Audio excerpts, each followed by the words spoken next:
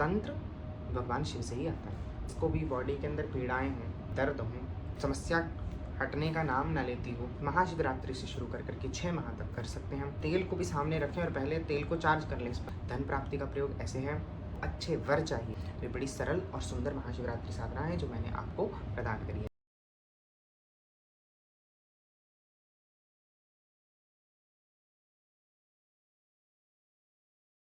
जय माँ, जय बाबा, जय जय गुरुदेव। पहले थोड़ा सा गुरुदेव का ध्यान कर लेते हैं। गुरु ब्रह्मा गुरुर्विष्णु गुरुदेव महेश्वरा, गुरु साक्षात् परब्रह्मा तस्मै श्री गुरुवे नमः। ओम गं गणपतये नमः, ओम गं गणपतये नमः, ओम गं गणपतये नमः।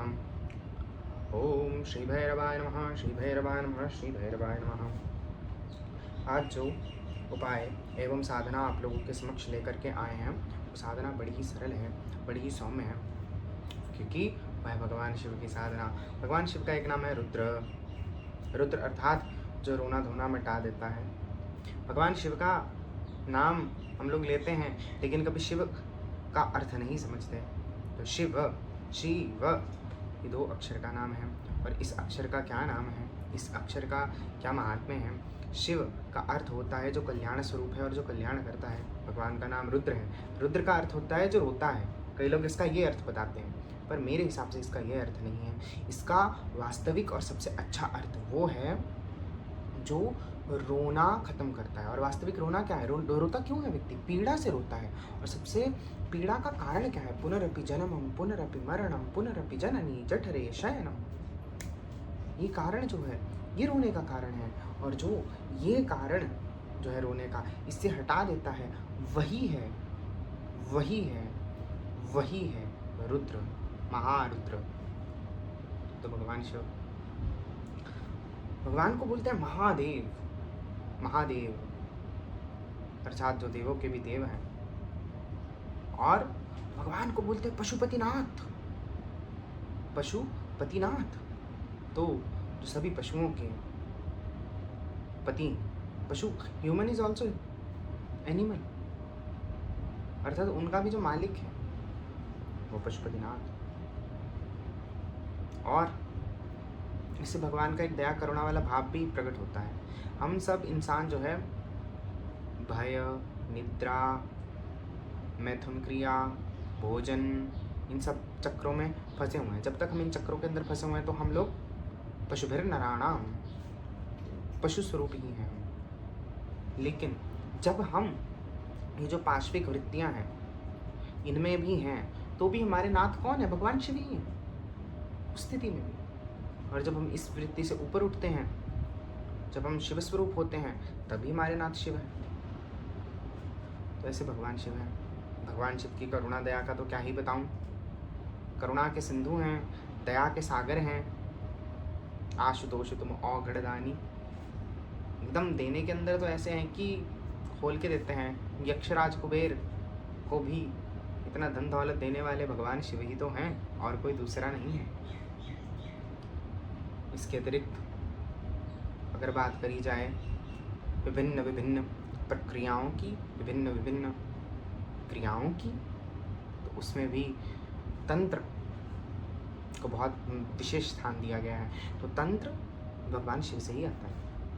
भगवान शिव ही तंत्र के प्रधानाचार्य हैं। तंत्र की कोई भी परंपरा हो, उसके मूल जो हैं वो शिव शक्ति ही हैं। शिव शक्ति से ही वो प्रक्रिया, वो तंत्र की विधि आती है।